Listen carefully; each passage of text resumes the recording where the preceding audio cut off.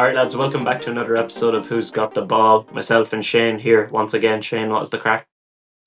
Quite enough. I'm still in the recovery phase from whatever I picked up when I was up in Dublin that time with you. So clearly, I can't go back to the capital city again. I'm on another dose of antibiotics. So hopefully, this one is the one that clears it out now and we can get back to normal. But other Yeah, than that, all quiet. Just watched some really good sports, some really bad sports at the weekends, and we'll get into all of them. yeah, 100%. Is a mixed bag depending on who you're a fan of. But yeah, that this illness is just lingering like really badly. I only really felt better the last like 2 days, and I only got to go back to the gym yesterday, and I went running today. And honestly, it felt like I'd never ran before after finishing it because it Yeah, was my I can lungs imagine. were just like, what is this? But a couple of show notes or like important things to say before we get into everything. So next week the episode will come out on Tuesday. Because as I said, I am heading to San Francisco to cover the Super Bowl for Media Week. So I'll be over there from Tuesday on. We'll record on Monday, get it out on Tuesday, and then the plan is to go live potentially on Thursday from Media Row over in San Francisco at a kind of a reasonable hour Irish time, and we'll get that up on social media live. But we'll communicate that next week on the Tuesday episode. Hope to do it with Jimmy English, part of the Gaelic Gridiron team that I'm going over with. So we'll let you know more about that next week, but that's the plan for now. But that's definitely going to be the day for next week's episode is going to be Tuesday. So keep an ear out for that one a little bit earlier. This week, absolutely packed episode. So much to get into. We talked about the NBA first of all. No, we didn't. That's incorrect. We talked about the Premier League first of all. We went into performance of the weekend, kind of touched on how Bournemouth played against Liverpool and in detail on that one because we previewed it last week. We gave our thoughts, and it's interesting to look back at how well Bournemouth did given the way we broke it down last week and how it actually turned out. We talked then about Thomas Frank's struggles at Spurs and what we think is going to happen there because I think we're both kind of on the same side of the fence on that one. So you'll have to listen to hear what we think. Last up, then we previewed Liverpool versus Newcastle, gave our predictions, went into that one, and we both gave a score prediction. Moving into the NBA, then at that point, we talked about the performance of the Nuggets without Jokic and how it's been so impressive, especially when compared to the performance of the Bucks without Giannis. Just a difference in almost willpower at some points because of how many players the Nuggets were missing, but the difference in coaching and overall squad and roster. And then we gave our Gan Seans Picks an update on the score there before Evan joined us for a very good chat.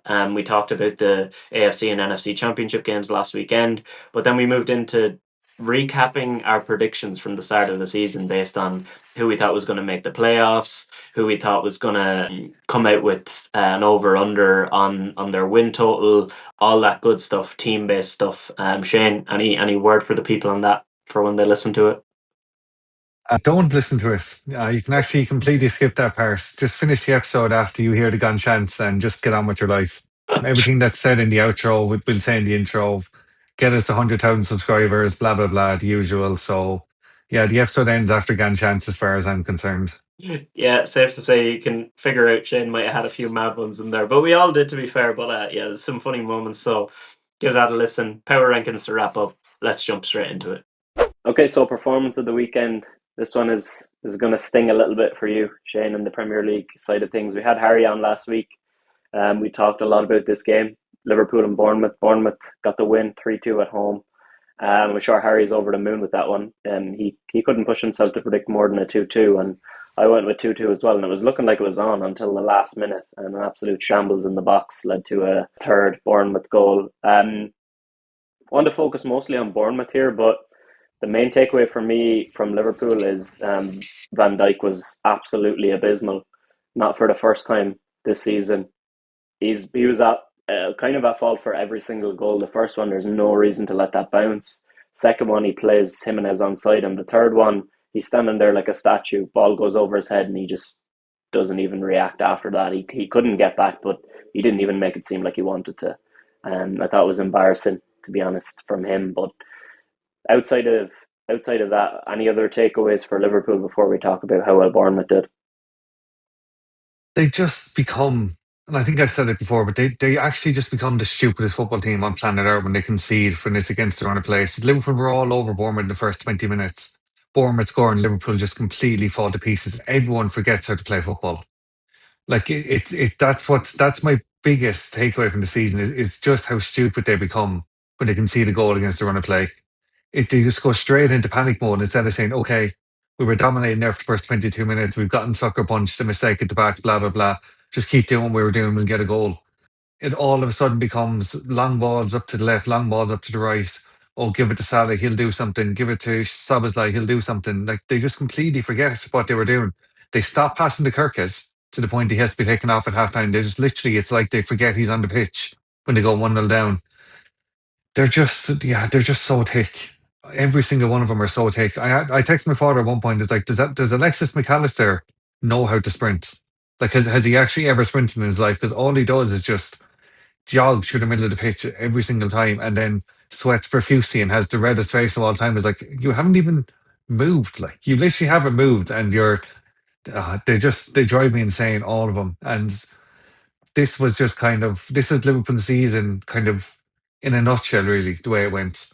Dominate, fall behind, get back level, last minute do something stupid. That's what they've Yeah. been doing. They've done it in so many games this season. Did it against Chelsea, went 1-0 down, got back to 1-all, last minute did something stupid. Palace, long throw. Jeremy Frimpong decides he wants to be a right winger when the ball is still bouncing around the box, 3-2. I can't get over the stuff they've done all season. And yeah, the long throws are just do you know what? You just know. And that's the worst part. You knew against Brentford, Conor Bradley puts it out for a throw in instead of hoofing it up the pitch. You're like, great, 1-0. And it was. You knew in that Palace game that, like, just the way things were going for Liverpool at the time, they were scoring the last minute winners all over the place. You knew they were going to concede one. Long throw comes in, bang, goal. And there was no, if I had a Paddy Power on my phone, I'd have been all over it the second that ball went up for throwing and trying to get Bournemouth 3-2 back before the throw was taken because it was just written all over us. And Bournemouth deserved it so much. Six big chances, one for Liverpool, 2.35 XG, 0.93 for Liverpool. The only positive is Liverpool scored from a corner. It only took them 123 corners. That's their second goal. It's scandalous stuff, like it really is. And I don't see what the way out of it is. I sent you that Jamie Carragher clip where he kind of summed up what you've been saying all season, where Liverpool just go completely gung ho and leave absolutely everybody. Just yeah, as Carragher put it was like two games of football, the back four and then the rest of them. It's just nonsense, honestly. Yeah. And I was delighted for Bournemouth because as I said to Harry, they're the team I really like watching. They put it up to Liverpool from the first minutes. They got 2-0 up. They didn't hold on very well, but Harry said they wouldn't anyway. And then they were the ones that were more likely to win it at the end than Liverpool were. Yeah, yeah, and I think it was a perfect Bournemouth game, really, for exactly how we described how it would go. Like chaotic at the start. They weren't in great position, but they managed to claw their way back in by exploiting the issues that Liverpool have of bombing fullbacks forward too much.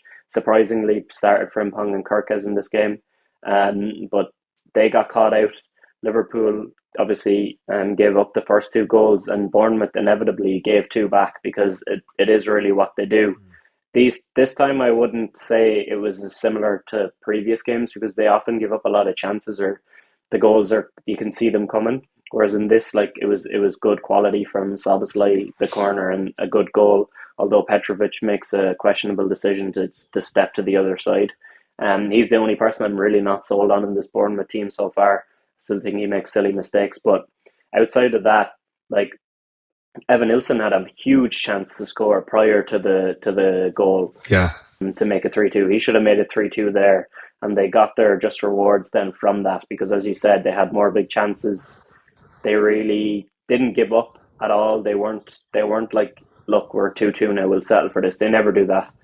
And they didn't here, despite losing more players. We highlighted how many players they lost last week and over the last couple of windows. But now they need to kick on after this. They have Wolves on Saturday at 3.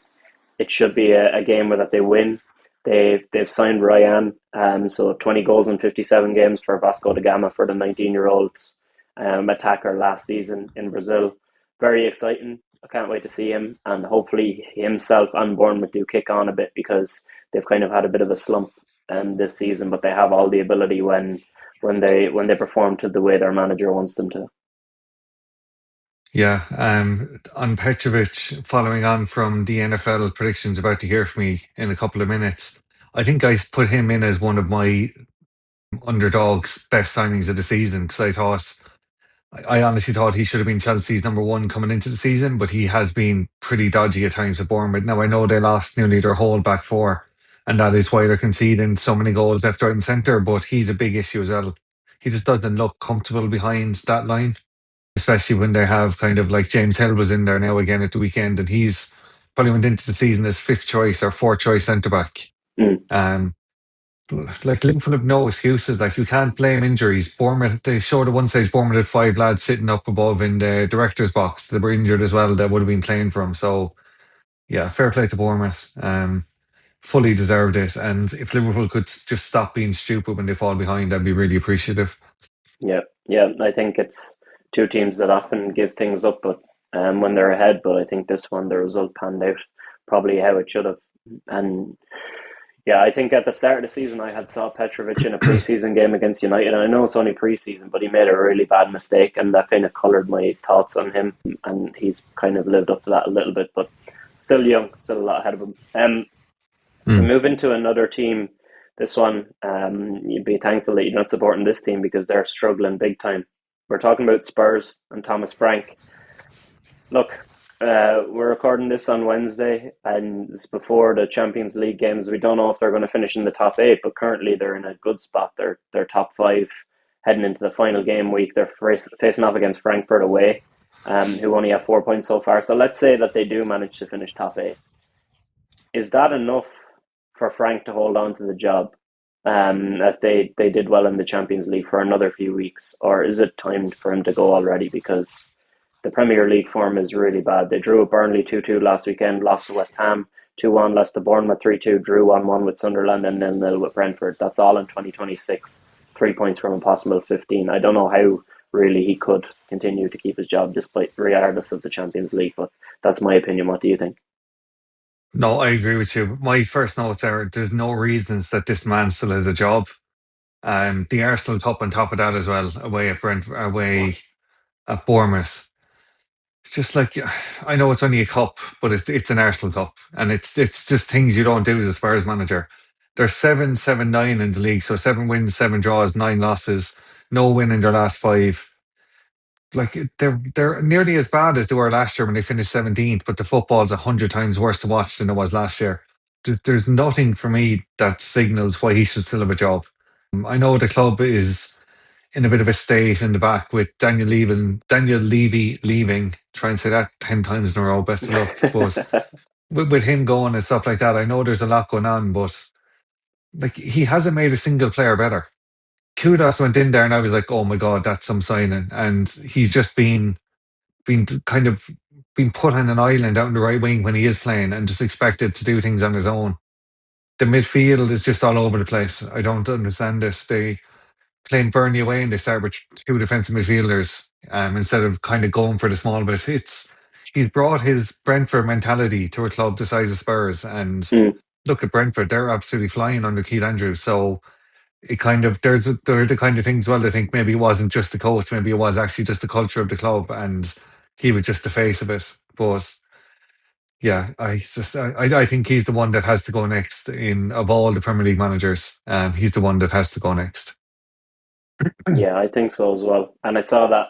I think Spurs fans are calling him now David Brentford, which is pretty funny because he's not exactly charismatic, and to make mistakes like having that Arsenal Cup kind of feeds into that almost comedic, like Yeah, how bad it's gone.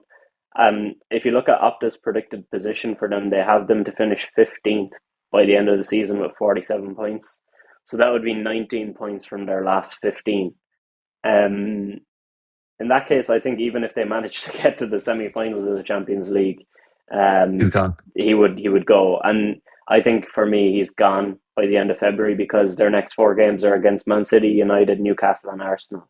And three of those games are at home. It doesn't matter; they're awful at home. He'll be gone by the end of February with having only picked up 3 points this calendar year, and that's what I'm going to say on it Yeah. because there's no way you can stomach any more than this. Yeah, I agree with you. That table you have, who's predicted to finish fourth and fifth? If you have Um, it there, the let me Octa. let me pull it up, and we'll see. But you want to move into our prediction or our preview for the weekend, and I'll pull that up. Then we can come back Um, to Not really. No, I was hoping we'd skip this part, but I suppose we will talk about Liverpool again. Actually, we'll ignore Liverpool and talk about Newcastle. it. Yeah, so we've got Liverpool hosting Newcastle on Saturday night, the late game, 8 p.m. in Anfield. So this is going to be an interesting game, very interesting matchup. Newcastle created chances versus Villa. They had more XG, but Villa got another long ranger and then just sat in and frustrated Mad. Newcastle. Newcastle were so bad with their final ball in that game, but I don't know. It was a stout look at Villa defense. Liverpool's defense has been all over the place, so it's not going to be the same challenge. And I think Liverpool at home to Karabag having an easy game, whereas Newcastle travel to PSG, it's much different. Both are looking like they might finish in the top eight with wins, but then again, Newcastle might not get one, which we don't know yet. But having said all that, I think that might take a little bit more out of Newcastle. That's the main thing that plays into Liverpool for me here.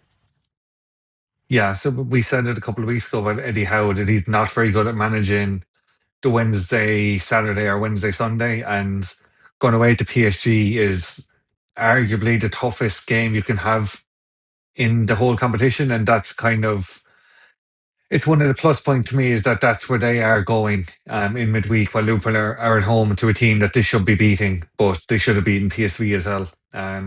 My top note in this was don't threaten me with a bad time talking about Liverpool again. So I don't know. The one thing about Newcastle are the only team in the league who have 3 wins in their last 5 games. So they're clearly on a bit of a run, even though Villa got away with it again at the weekend, getting absolutely battered out of the park on XG, but winning the game, which they've done. Like XG is meant to come back and bite you at some point. It's meant to level out. I just don't see it leveling out for Villa with the way things are going now. They're just all their goals are absolute belters. That one from Buendia was right up there again as well. The way he finished that is absolutely class. But yeah, this can be a really, really tough game for Liverpool.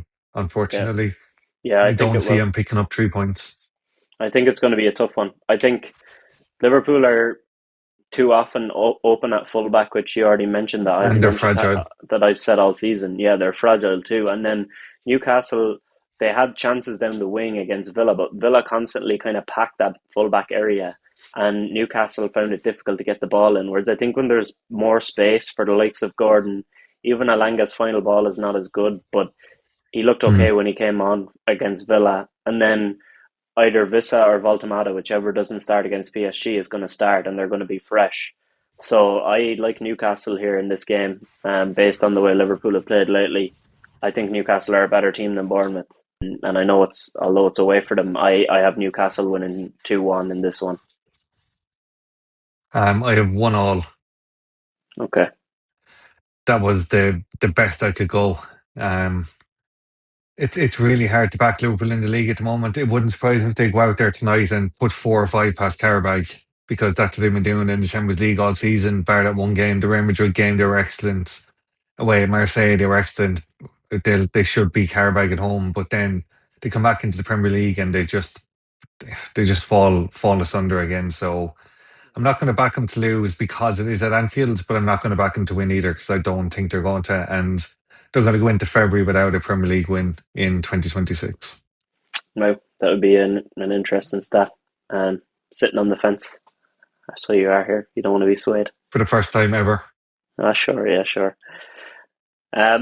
Looking at the predicted table that you said, so they have Liverpool fourth, Chelsea fifth, and United sixth. The expected Hmm. points are very, very close. So Liverpool are 61.63, Chelsea 61.56, and United 60.1. So it's kind of splitting hairs at that point. I'm Yeah, not sure. absolutely. Yeah, they're kind of not being sold on it. They also have Villa in second above City, which is interesting on their predicted table. So, yeah, look, we'll see how close that is once we get back to the end of the season. Let's move into the NBA then. A couple of teams with big injuries, but they're both dealing with it very, very differently. So, we're going to first talk about the Nuggets without Jokic. So, to be fair, Denver have been doing very well without Jokic. Like they've not been elite to the same level they were, but they had the best player in the world on their team. And they've also had other injuries too. So how well they've been doing is a real testament to them and to their coach. But when I see the fact that OKC are dropping games to the likes of the Pacers and they also lost recently to the Raptors, I think then watching the Nuggets play so well without their best player kind of makes me more confident on my preseason prediction that the Nuggets are going to win it. They fought very hard versus a tough Pistons team the other night.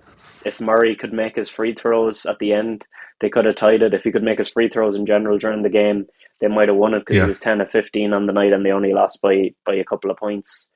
You can see the presence in the middle is missing though. The Pistons drove into the paint with ease, and I think that's the biggest issue for me without Jokic. But regardless, you're looking at guys like Peyton Watson stepping up, 22 points per game on 36 minutes, 6 boards, 3 assists, and an amazing 2.8 steals and blocks combined. That is brilliant with 46% from three. And just watching him, he cooked the Sixers when he played against us. But in general, he's been very good since he's gotten more minutes under his belt. Yeah, he was someone who was going to highlight as well, but mostly for his game against Washington. He was absolutely elite in that game for him. And everything you said, I agree with. Like, they're not pulling up any trees, but they're not falling apart the way some people thought they would. So they've been 8-5 while Jokic has been out injured. But like with Jokic, so they lost to OKC 104-95. They probably win that game with Jokic. And it's things like that they'd be looking at and saying, so like, if we have our full five in the court, we can definitely get past OKC in a 7 game series. They just have so many good players. Jamal Murray as well. He's been really, really good across this stretch. And then the bench, well, then you have Valanciunas. Mm, Oh my God.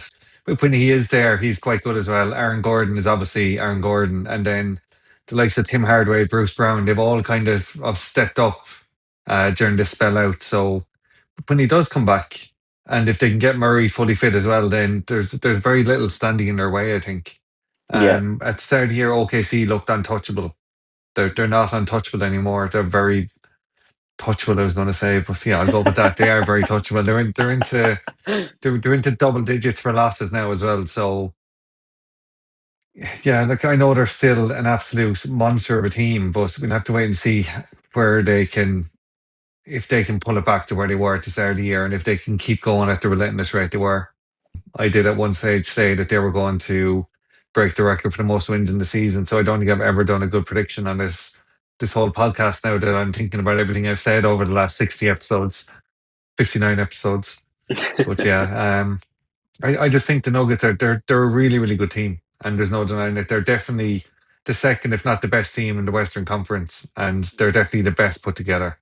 Yeah, yeah. I think you noted some important things too, like all the key players that you're noting there, like they're of all kind of missed time, like you said, when Yeah, like Murray has missed time, Gordon has missed so much time, even while Jokic is out, Christian Brown being out, like, and they're still doing this, and I think that's a big difference. I think now, right now, I think you said 8-5. I think now it's up to 9-6 because they've been 15 games without him in total this season, okay, yeah, and looking at the offensive rating, it's 114.4 without him, 126 with him. So it is a jump down. But the defensive rating is 116 without him and 118 with him. So not a big difference. They're doing very well defensively. They're locking in more. They're scoring like 17 points less per game, 4 rebounds less, 5 assists less. Of course, you're without the best player in the world. It yeah, gives you amazing numbers.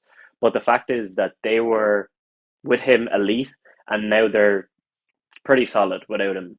Whereas we're going to move into looking at the Bucks without Giannis now. They've also had 15 games without him, and they're 3-12. With yeah, him this season, they were 15-15. So with him, they're middling, just barely getting by. Probably even worse than the Nuggets are without Jokic. And then without him, they're just cratering, like falling to pieces. They're 109.1 offensive rating. It's 7 less than what they were with him. Defensive rating is pretty similar, so they are at least trying there, but they're scoring 7 less points per game as well. And they just cannot get it going. I watched them play against the Sixers last night, and the Sixers won quite comfortably. They won every quarter, and Embiid only had to play 29 minutes to put up 29 points.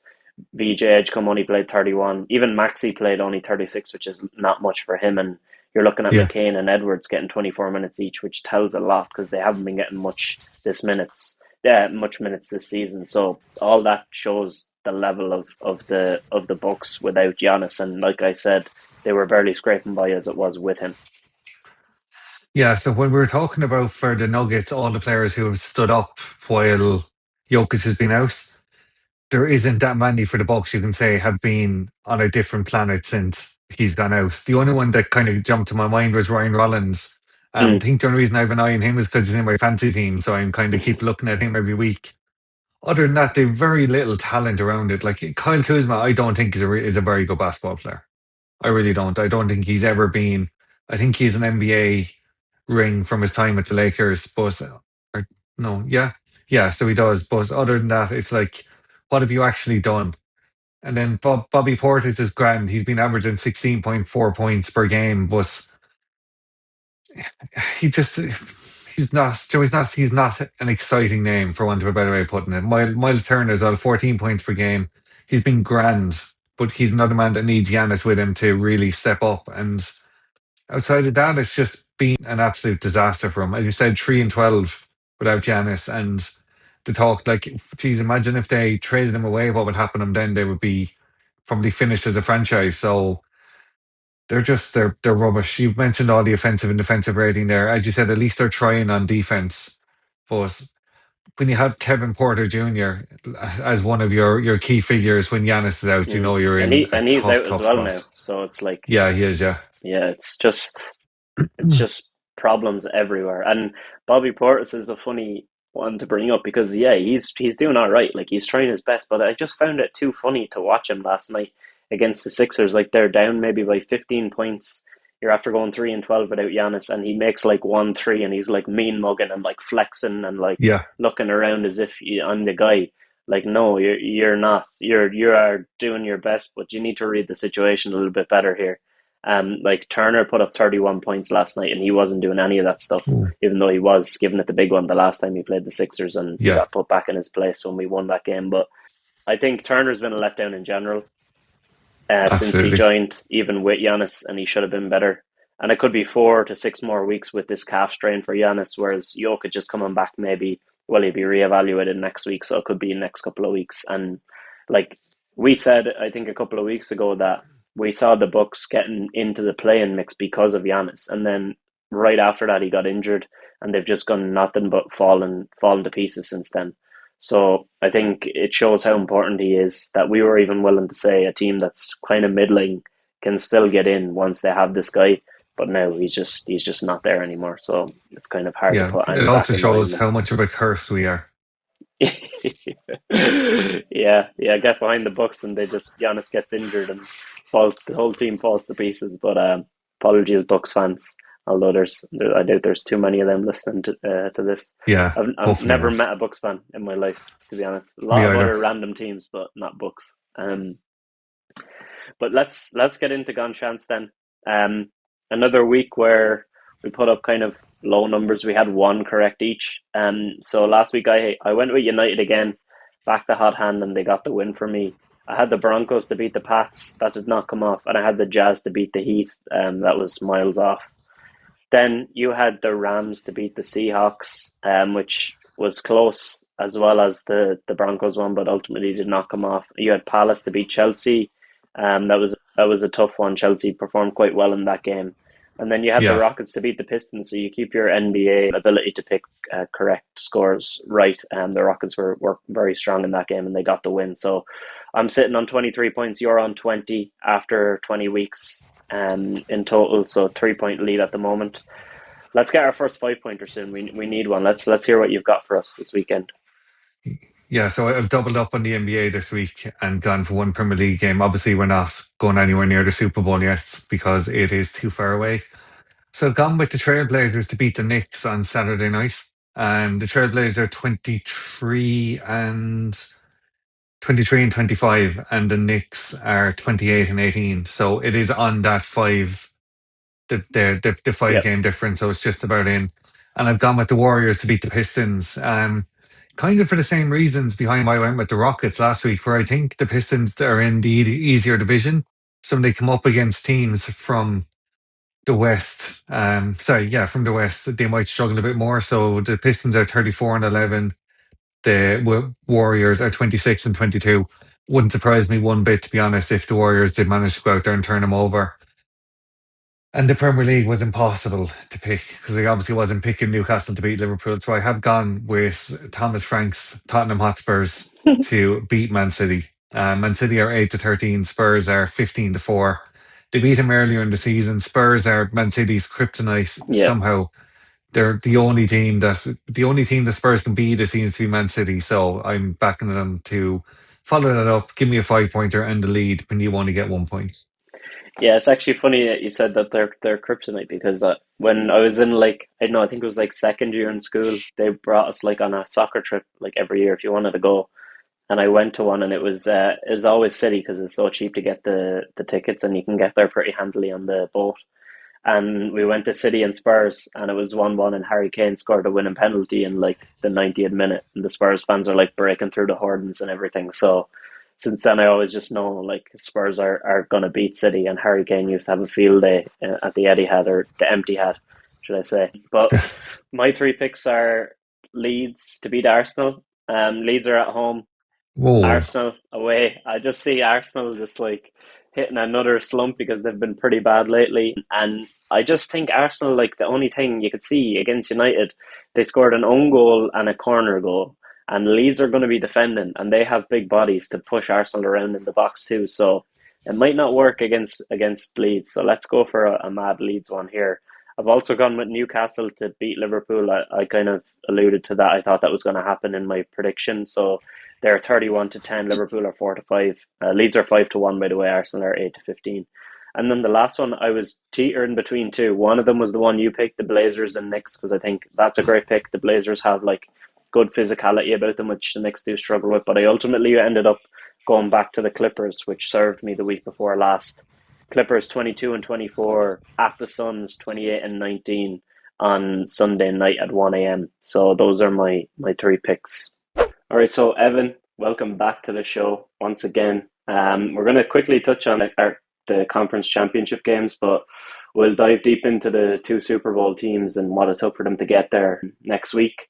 But we want to just touch on those games. But after we do that, we have something fun. Going to go back and look at our team-based predictions we made at the start of the season for playoff teams and some of our hot takes and stuff. So the lads haven't looked back at those, so I'm gonna give them to them and get their reaction to that. Some of them are pretty funny, I will say. But Evan, how are you? Good, good, good. What is going on? It's a pleasure to be back. I actually thought about those things that we had said at the start of the season, and thinking about some of the stuff that I recall saying. Yeah, I don't remember it being so good. So, I Yeah, don't there's think some. any of us are in a good place, to be fair with that. I think we're all in the same boat. It's one of those that we should just delete the podcast from all streaming platforms and never speak about, just pretend we never had a prediction podcast in the first place. Yeah, that's the good part about it. And we'll come back with another episode when we have all the player awards, because we've made predictions on those too, and that'll be good stuff too once we find those out next week. But conference championship review. Want to get both of your thoughts. To be honest, I felt like I was watching two different sports that night between the AFC Championship and the NFC Championship game. It was, yeah, just crazy to watch the difference in quality. I know the weather played a factor, but up until maybe the third quarter, midway through the third, it was still very poor play in the AFC Championship where there could have been Playable. decent play. Mm. Drake May, I know he's in the conversation for MVP, but he shouldn't sniff MVP. He has a negative 17.7 EPA as a passer in the playoffs. There's only been one other player that's ever had a negative one, and that was Jimmy Garoppolo, and he had minus 0.9. So since it's been tracked in 2016, the Patriots offense, their EPA per play is the same in the playoffs as the Jets was during the regular season. So how they've gotten here is down to their defense, and I would say a little sprinkle of luck here and there, but nonetheless they're here. And the Seahawks, then on the other hand, somehow managed to defeat Matthew Stafford. He's the only quarterback in NFL history to throw for 370 yards, three touchdown passes, average 10 plus yards per attempt, zero turnovers, and no more than one sack, and still lose. and that's ever in the regular season or playoffs. And the Seahawks are the team that did that to him. So yeah, the two very different sides of the coin. What did you make of the games, Evan? Oh, they were night and day, weren't they? Like, it was absolutely crazy, and I was so excited for the Patriots and Broncos game, and it was just, yeah, fell flat in its face. I think, obviously, yeah, you said it. The weather was a factor, and I think going into that game, I don't know like how Sean Payton maybe felt about it, but like obviously, points were at a premium in a matchup like that, especially against a defense like that. You want to take everything that you can. And yeah, like going for it on fourth down instead of just taking the 3 points, that could have just entirely shifted the game. Yeah, That was the stop that could have sealed the deal for the most part. And then once the blizzard kicked in, it was insane. Like they chose to go for it on fourth down instead of taking the points, and then later on went for it in a blizzard multiple times, and the ball was just sent hard left, hard right. It was tough to watch, but the Patriots snuck through the end, and they're in the Super Bowl. yeah, yeah. They're going to face off against the Seahawks now. So Shane, how do you think? Well, we'll get into how do you think they'll fare next week, but how do you think the Seahawks got on against the Rams, and what did you make of that game in general? I thought it was an unbelievable game. It's one of those where I was telling myself I'll watch the first half because I'm working at 8 o'clock Monday morning, and it's one of Mm, those ones you can't turn it off. Then both quarterbacks had really really good games. Sam Darnold, you just mentioned what Stafford did there, but Sam Darnold was 25 of 36, 346 yards and three touchdowns as well. So yeah, it's not like I do feel in some senses that the Rams were the better team. But then when you have Jackson Smith and Jigba and you have Sam Darnold, like it's Joe, you're always going to have a chance. And Cooper Cup was excellent as well. But JSN was 10 for 12, 153 yards and a touchdown. Against a team like the Rams to be putting up that and is just it was insane. And as you said, it was like watching two different sports. Thank God the second game made up for nearly all of what the first game lacked in the end. But I definitely felt for Stafford and Puka as well. Nine mm, nine for 14, 185 yards and a touchdown.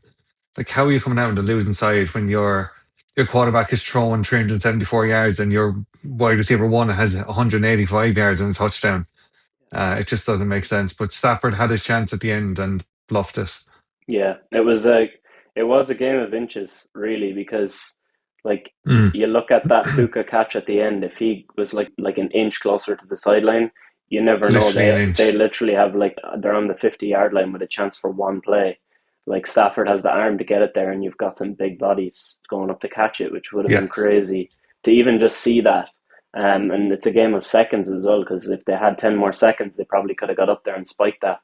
So that's precious time that Sean McVay wasted when he called that timeout, and then he didn't challenge the play, but he still lost his timeout yeah, for that, which he didn't need to do. He got very antsy about that, and to call a pass play as well there on 4th and 4 after already calling two pass plays before that, like the Patriots just dropped nine into coverage because they know that Stafford can't run. So it was, yeah, it was a bit questionable. And it kind of ties in as well with what you said, Evan, about Sean Payton's decision making. I feel like they know, like they have everything assessed, but sometimes you just don't account for small things in the moment, and you can really get too hyped almost and go for it. Like we've seen kind of cost the Lions a couple of years ago when Dan Campbell went for it mm. twice against the Niners, and they ended up losing by three. So it's kind of an interesting dynamic. What do you have any other thoughts on the Seahawks and Rams game, Ev? Yeah, yeah, just on that one as well. Yeah, you live and die by your aggressive decisions, and unfortunately that one came back and bit them. The one thing that I did want to bring up was how good the Seahawks were at scheming and getting JSN into plays and Mm, getting him the ball. I don't know the number, but he lined up in the backfield or yeah, motioned to the backfield 5 times, give or take, and every time the pass was Excuse put to him. Farms. Yeah, it was crazy. They were scheming him up and letting him run wild. I think the JSN touchdown was beautiful, where yeah, they had Coop and Shaheed left side. He was on the right. They had a deep safety kind of just sitting back playing zone, and JSN motions over to the backfield. It was like a bunch on that left side, and then he just ran vert and then post.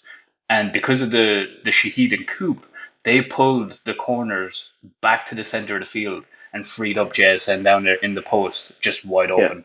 I know that some people can look at that and be like, someone needs to account for wide receiver one. Why is nobody Yeah. accounting for wide receiver one? It tough decisions, and I get that they've got a game plan, and this is what's happening defensively. But somebody has to be like, guys, JSN, what are we doing? Yeah. You can't leave a guy like that wide open. Yeah, because you're on that same play. That was the concept on the left. They ran like a scissors. So the two DBs were like, right, how do we deal with a scissors? We'll do what we usually do. But like you said, I would be on the side that's like, it's unacceptable for no one to account for JSN. Obviously, they're not playing man, or else it was a blown coverage completely. But either way, somebody should know, and it was far too late by the time they even noticed what was going on. They got confused way too easily by that, and just something as simple as putting your wide receiver one in the backfield. I know it was brilliant by Kubiak, but sometimes the Rams DBs have let them down massively this season, and I thought that was a Yeah. moment that they did, for sure. But plenty on the Seahawks and Patriots to come next week, before we get into the big game. Pretty crazy matchup. It's the most unlikely Super Bowl matchup ever based on odds. So if you picked the Patriots and Seahawks to get to the Super Bowl, the Patriots were 80-1 and the Seahawks were 60-1. That would have been 4,800-1 combined. So it's the most unlikely by Wow. about 300. The other was in 1999. The Tennessee Titans against the Rams was 4,500-1. So yeah, most unlikely selection. So bear that in mind when we get into these picks here, because Oh some of them are no. pretty mad. Right, we'll start with our conference predictions. So I gave a kind of a score based on what we got right, and we'll see who came out on top in these sections at the end. But AFC first of all. So both myself and Evan had the exact same picks for playoff positions. So we both had Bills, Ravens, Texans, Chiefs to win their divisions. Now the Bills did win their division. The Texans got into the playoffs, but they didn't win the division. And Ravens and Chiefs obviously bowed out. Fell flat in their face. Yeah, and then wildcards, we had Bengals, Broncos, and Chargers. So Broncos won their division, so kind of give us a half a point almost for that. And then the Chargers got into the wildcard. Bengals bowed out also. So both myself and Evan had 4 out of the 7 right of the teams to get in. And then Shane picked the division winners. Started off hot. He had the Bills, Ravens, Texans, Broncos. So he had 2 correct there. And he had the Texans, which also made it into the playoffs. So Shane's looking tasty there, 3 for 4. Then he got a bit wild. Chiefs, Bengals, To say the and least. a recurring theme, as you will see as we go on here, the Jets were his final pick for the wildcard spots. Shane, unfortunately, 3 out of 7, finishing last in that category. How do you feel, guys? I'm not surprised. There's very little to say. Like, it's just, who could have predicted? Like, I did predict the Chiefs wouldn't win their division, and I couldn't That see was them good. falling out of the playoffs completely. So that's fair enough. Yeah. The Jets, I was swinging on a hope and a prayer. Aaron Glenn, like, I'm pretty sure I had Aaron Glenn as my underdog for coach of the year as well. I was really confident the Jets were going somewhere, but obviously not. And then the Bengals, once Joe Burrow went down with turf toe, which is still the most ridiculous name for any injury ever, I was like, well, that's that finished as well. So yeah, I'm actually surprised I got 3, to be honest. The only one I could remember getting right was the Broncos, and that's because I was proud of Yeah. it. The other 2 were just kind of in the back of my mind. So Yeah, yeah, no, I'll take 3. pretty You can have solid. 4. Evan, how are you feeling off the back of a 4-pointer? Look, we'll take it. Considering how this season has gone in particular, it's been a wild one. So many teams at the top had flumped, and so many teams at the bottom had risen to glory. Yeah, Who put the Panthers in a I don't wild know. card situation? Nobody, you Yeah. know? And even like looking at the Jags as well, like I think a lot of people maybe would have potentially Yeah. written them off as well. Duval, you know what I mean? So it's like, yeah, there was a lot of ups and downs for some key teams, but I think it made the season pretty electric as well. Yeah. that we got to see some different faces show up in It did. these wildcard rounds and stuff like that. So yeah, we'll take it. We'll take 4. Yeah, 4 is pretty solid, and I think 3 is good as well, considering the season is all over the place. Like you said, funnily enough, like none of us picked the Patriots to get in, which is another recurring theme we'll see later on of us kind of hating on the Patriots a little bit before the season started. But let's get into the NFC then. So this time, Before you move on, go ahead. Chops does a bet at the start of every year of Patriots to win the Super Bowl and United to win the league. Oh yeah, Put 20 quid on it to win. I think he gets 96 grand if United somehow claw Arsenal back and the yeah, Patriots go over the line against the Seahawks. I know it's not happening, but that level of delusion sometimes pays off where you yeah. think, Joe, what's it like? That's why Joe, these 80 teams to have 1 for the shorter Patriots odds. and United were like 20 to 1 or something. Like Yeah, 100%. Yeah, United it's fans mad. backing But them let's every move on year and is see how why. bad they did. If United fans didn't back their team every year like blindly, and Patriots fans, then the odds would be even higher than they are. So yeah, Yeah. look, one of his teams is there, so can't fault him too much. But moving into the NFC, where we differ across the board here a little bit, because I think this was one maybe is more wide open. So I started off. I had the Eagles to win their division, Rams, Lions, and I went with the Falcons because I did not like the Bucks. Ultimately, it was the Panthers, as Evan said. So the Rams made the Yeah. playoffs. Eagles did win their division. Lions and Falcons, no. So I had 2 there. Went into the wildcard spots, and I had the Vikings, Seahawks, and Packers. So Seahawks obviously got to the playoffs, and the Packers did get a wildcard spot. So there's a couple more. Vikings were around. So 4 again, not too bad. Evan also had Eagles, Rams, and he had the Packers too, but he had them to win their division regardless. They still made the playoffs. So pretty solid there. He had the Bucks though, and I believe this goes a little bit further as well with the Bucks for Evan. So good start, 3 out of the first 4. But then you went Lions, Commanders, and Bears. The Bears was a very good shout, and they got into the playoffs. Nobody else picked them to get in there. But Lions, Commanders did not get there. So we ended with a 4 out of 7 for you again there, Ev. Shane, he went Eagles and Rams. So that was nice. Couple of good picks to start off.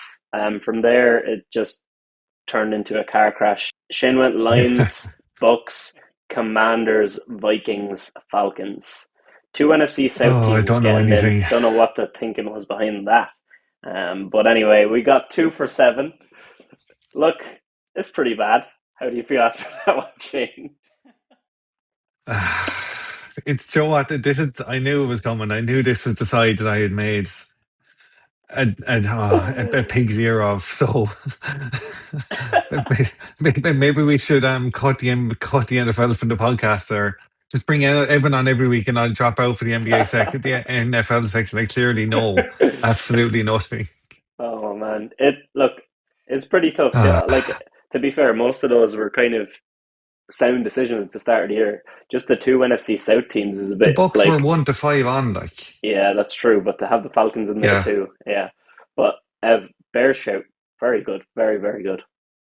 Yeah, I think that kind of does like almost siphon into like first year head coaches. Obviously, we knew Ben Johnson was going to do good, or we assumed that he was going to do good, and then that also kind of teeters then into well, I suppose the Patriots. Looking at Vrabel, first year head coach, we all assumed that he was going to do good. Did we think though that the likes of the Patriots or the Bears were going to be unreal year one? No, I don't think so. Personally, I don't think that it was fair to look at either of those and be like, yeah, they're going to fucking get wild card. They're going to get clinch on the teetering of Super Bowl champions Mm, for Super Bowl 60. I don't think anyone expected that really. So yeah, huge shouts out to them. Big swing and a big overhaul to those teams. They look so different, especially the Bears. I mean, comeback Caleb was mm, unreal. He was exciting to watch. The offense was really fun to watch. The running backs play with fierce anger and aggression. They run hard, and yeah, Hmm. they're a fun shout to watch going forward, I think. yeah, yeah, no, for sure. And I'm the only person that put the Seahawks even in the playoffs. So out of the teams in the Super Bowl, we only had 1 for 6 to even get the playoffs. Never mind get to the Super Bowl, which is nuts. Shows how crazy the season Criminal. was. So 8 for 14 and 8 for 14 for me and Evan. Shane, 5 for 14. 5. Let's just move on and see if you can pick up here on the next couple of sections. So, championship matchups. The less said about the AFC, the better. I had Bills Texans and the Bills to win. Nah. Evan had Bills Ravens and the Bills to win, as did Shane. Nah. We all kind of Yeah. got in on the Bills. They should have done it. They had their chance. We've talked enough about the Bills. Let's look at the NFC side then. Evan, you had Eagles and Bucks. And then you had the Eagles to win. Unfortunately, no, that did not come off. Shane, Lions and Eagles with the Lions to win. Both of you picked teams that did not make the playoffs to win or to get to the game and lose, or in Shane's case, to win in the Lions. And then I had Eagles versus Rams with the Rams to win. So the Rams are actually the only team that made it out of all of us to correctly pick. And the funniest part about this is I was listening back to the episode and I was listening through and writing down what we took. And as soon as I picked the Rams, I throw it to Shane to make his picks, and he's just like, first of all, I think you're mad. And I'm just like, that's the only one that was right. Oh, Lord save me. Jesus Christ. So I think the less said about all of that, the better, because the next one is really funny. The next one is our hot takes. So let's start with Evan. Oh, God. This is the Cliff Notes. Evan says, banger of a season is incoming for the Titans. Wouldn't be shocked if they got well over 7.5 wins, with Cam Ward being unbelievable. Evan, thoughts on that? Oh, yeah. Look, to be fair, like I still like Cam Ward. He's kind of like Caleb Williams in the sense that like he kind of extends plays. He's flashy. He's fun to watch, and I do think the Titans are going to be a fun one to watch in the future. I just think that they need some investment on their O-line. And every other position on their roster. Yeah. But then like the moments where it was like rookie to rookie with, oh my God, what was that guy's name? Oya Manor or something like that. Oh yeah, that was nice. Like those rookie to rookie connections were fun. And he is a pretty fun wide receiver prospect to watch in the future as well. But look, they didn't quite do it. Sure. He definitely got better, but over 7.5 wins, that's the team that's picking first overall. So look, it doesn't get any better. To be honest, that one is probably the least bad out of all of the three of them. So let's move into next up. Your one. Let's go to your one next. All right. Shane's might be the worst. Let's go to mine next. I said the Patriots are going to absolutely mine's stink. the worst. I said way too much hype. Vrabel can't change it all. May is good, and so is Travion Henderson, but the O-line won't improve much, nor will the defense. So yeah, the Patriots are in the Super Bowl right now. And after watching them the last 3 weeks, I don't care about that take. They stunk up this playoffs. Come at me, Patriots fans. But no, on a serious note, they won like 14 games this season, so I couldn't be more wrong here. They were also the first team to go 9-0 away from home. Yeah, playing against garbage bins every single week, so that's pretty good. Give the Jets that schedule next season, and we'll see them in the Super Bowl, I reckon. And we'll hear all those Patriots fans out then. So I'm pretty absolutely miles off. I made a mess of that one. And then Shane, last and up. now for me. Shane, the team here continues. The Jets are going to win a playoff game. And we'll start with that. That was pretty mad. And then the next words out of this man's mouth were, come back to me in January when I'm running around my house with my t-shirt around my head saying, I'm correct. Absolutely crazy. It was a crazy statement then, and it's a crazy statement now. You couldn't even just leave it at the fact that they'd make the playoffs. You had to go in and say they were going to win the wildcard round. You didn't need to bring up the second verse. You could have left it at the wildcard part. I'm going to clip that together with this, and that's going to be our post this week. No, that was funny. Okay. 3 best bets. We were bad here. And I went for mad ones. I went for like combinations, 47-1, 12-1, 18-1. Nothing came off, like Bills and Rams to win their conferences.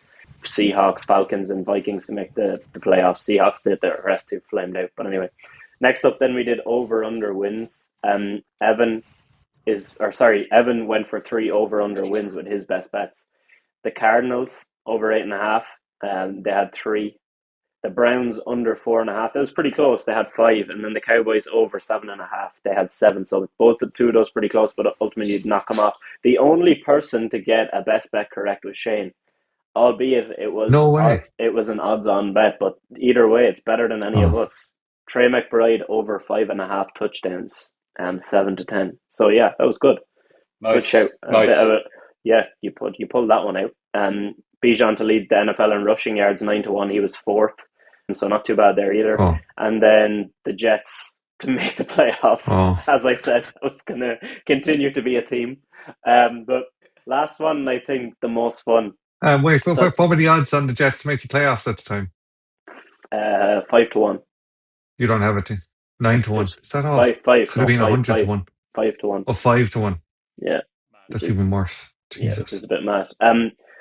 So at the start of the season, then we predicted over under wins for teams, but we did it in a draft style. So Evan got the first pick. We're going to run through these one by one and see how we get on. Evan started with the Cardinals going over 8.5. He said that was his lock. Yeah, that one ultimately did not come off, but don't worry, you change course here. You get pretty solid. And then it went to me. I went with Texans over 9.5. They had 12, which was a nice hit. Shane, Patriots under 8.5.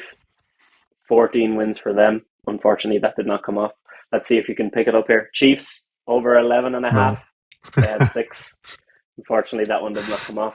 Getting back to me, Falcons over 7.5. They scraped it last 2 weeks winning. They got 8. 2 for 2 so far. Evan, Rams over 9.5. They got 12. Solid. Bills over 11.5. Big call. They got there 12. So you're 2 for 3. Back to me, Seahawks over 8.5. 14. So 3 for 3 so far. Back to Shane. Here's where you could pick it up. Oh no, Lions over 10.5. Got 9. 9. Jets over 5.5 though. No, that was 3. So Shane is 0 for 4 so far. Not too bad. Vikings over 8.5 for me. I had 9. 4 for 4 so far. Here we go. Back to Evan. Broncos over 9.5. I got 14. We were supposed to pick 5 each. I think we messed up on the snake, so Evan actually only had 4. So 3 for 4. Very, very solid. Went back to me. I was perfect until I trusted in Pete Carroll with the Raiders. I went over 7.5. He had only had one season in his entire NFL career under 7 wins. Of course, he had another one. Only 3 wins. That let me down on the perfect 5 for 5. Shane, can you do it? Can you grab one? You started out this Can I search go by, 5 for 5? you said, I'm getting the Bengals because they're sitting at 10.5. And you said, I'm going to grab the under. And I said, no. The Bengals are 9.5. Oh, So you would have got that right. I said the Bengals are 9.5. And you said, oh, in that case, they're getting 10 wins. Give me the over. Shane, you are the perfect 0 for 5, my friend. How does it feel? yes.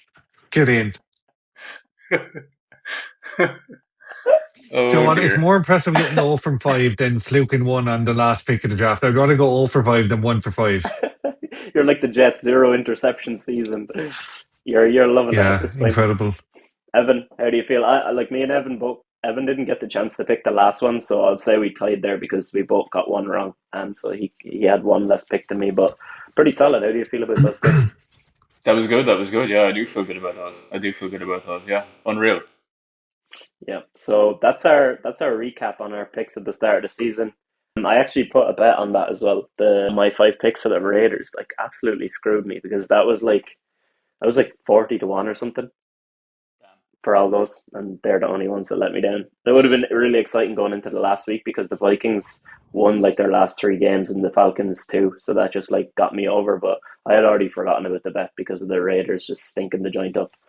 But yeah, so Fair. overall, we got a kind of an even like mixed bag across of getting like 4 out of 7, 4 out of 7, like 3 out of 4, 4 out of 5, things like that. And then Shane, what went up? Any final words from you, sir? I honestly, I think I went. I probably went a bit too over the top on literally everything. There was no rational thinking at all. Everything was just completely off the cuff. Even though I thought about it, it was still like, oh yeah, that's one now that will get people talking. And yeah, I mean, if you got the it got Jets, you two talking anyway. if you So removed the Jets from your mind like completely, you might have done like pretty solid here. yeah, So fuck let's 'em. go into next season where you pick It's, the Jets again under Aaron Glenn, comeback no, coach the of the Jets are year. getting absolutely no picks for me next year because then they might win the Super Bowl with the way our luck goes. So if I just don't mention them at all in next year's picks, they'll be in business. Come back uh, to me in January and I'll be swinging my t-shirt around my head. Saying I Unbelievable. am What a quote. correct. That's crazy. What a quote. All right. Sure, Well, do it thanks again anyway. Do for it anyway for the yeah, do crack. it anyway. Do it Why not? anyway for the crack. Yeah. Let's just see it.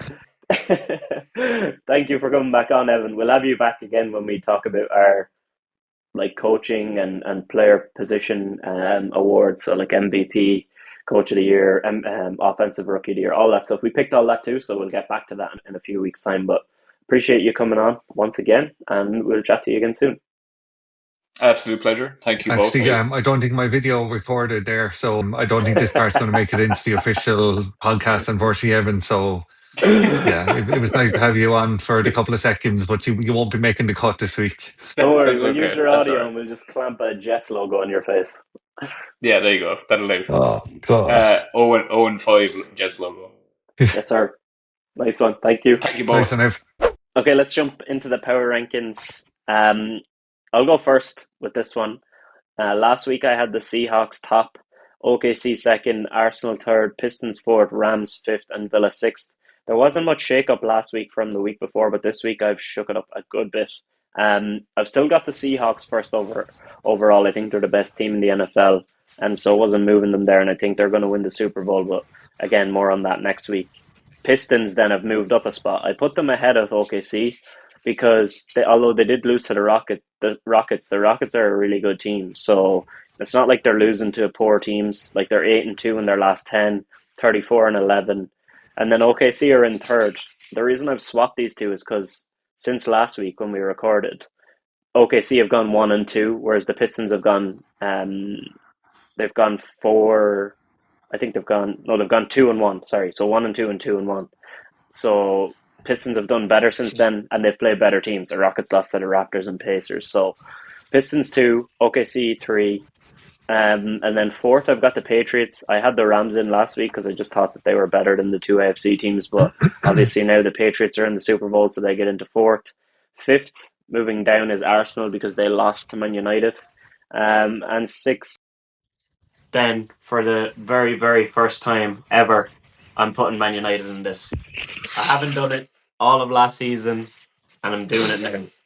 I think they're the only team unbeaten this calendar year. Only in the Premier League. Only team unbeaten in their last 5 in the Premier League. They just beat first place and second place.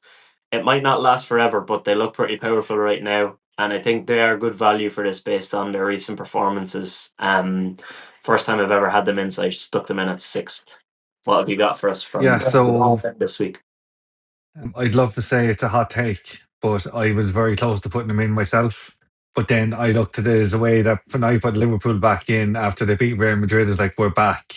It's like, no, I'm not doing that. Not doing that with United now. I'm not putting them in after 2 wins. So I've actually kept my same 6 from last week, but just moved them around a bit. So Seahawks remain top for me. The Pistons are up to second for me, so the top 2 are both the same as yours. I have the Patriots in a third. They were fifth last week, so they're up to third now, but because they got to the Super Bowl. OKC have dropped to 4 for me for the reasons you said. They had a really poor week. The Pistons had a better week, and that's why they've moved ahead of them. Newcastle are up to fifth for me. Are they? Yeah, they're up to fifth from 6. So as I said when we were talking about them earlier, they're the only team in the league with 3 wins this in the last 5. So that's what keeps them in there. And not United, Arsenal are sixth. They're literally only in there because I couldn't put United in, and there isn't a single other team in the league that I think deserve to be in there at the moment. No, sorry, it's not that I couldn't put United in. It's that I didn't want to do what I did with Liverpool earlier in the season and go far too early on, like I did with Liverpool. That's why United aren't in there. So Arsenal hang on by the skin of their teeth. I finally got a pun in there, another pun, a saying in there. So Yeah, Seahawks, Pistons, Patriots, OKC, Newcastle, Arsenal. Just outrageous stuff all around the board here. Like Newcastle move up after Why? losing to Villa, and United do not get on. Yeah, Absolute disgrace. No bias whatsoever, I'm if you sure. say so. But yeah, that's it. Another episode wrapped up. Lots covered, lots of laughs with our NFL chat. But let's At just me. wrap it. Let's just end it before Jesus nearly fell off my chair.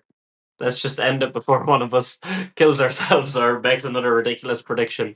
Nice one. Throw it to you. Let's go. Yeah, thanks, lads. We're still on the road to 100,000, so we're getting closer week by week. So keep hitting that like, subscribe, comment, do everything you want, please and thank you. And we'll be back to you. We'll be back to you earlier next week, actually, because James is off to the Super Bowl. So we'll mention it in the intro as well, just in case people don't get to the end. But yeah, we're with the episode will be out on Tuesday next week. So thanks for listening and see you then. Nice one, lads. Welcome back to another episode of Who's Got the Ball with Shane and James.